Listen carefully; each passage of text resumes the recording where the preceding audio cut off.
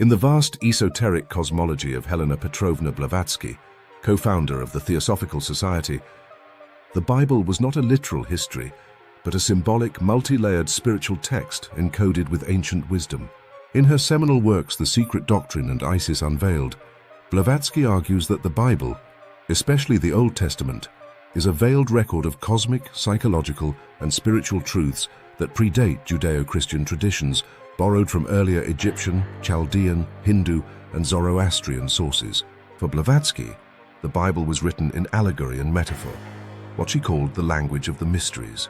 The Genesis creation story, for example, is not a factual account, but an esoteric rendering of cosmic evolution and the descent of spirit into matter. Adam and Eve, in this light, are archetypes of spiritual humanity, the divine soul and its immersion in material experience, while the serpent becomes the awakener of spiritual consciousness rather than a symbol of evil. She insisted that the true meanings of biblical texts were once understood by initiates of the mystery schools, but this knowledge was lost or suppressed by ecclesiastical authorities.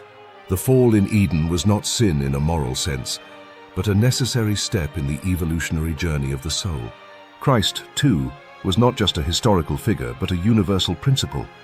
The Christos, the awakened divine spark within each human being. Blavatsky emphasized the Kabbalistic and Gnostic undercurrents in the Bible, arguing that only through esoteric interpretation can one reconcile the many contradictions and enigmas found in the text. Literalism, she warned, leads to dogma and spiritual stagnation.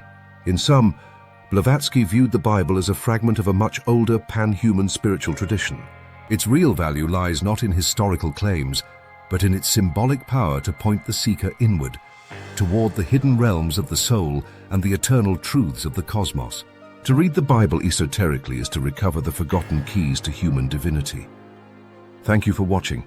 Please like, share, and subscribe.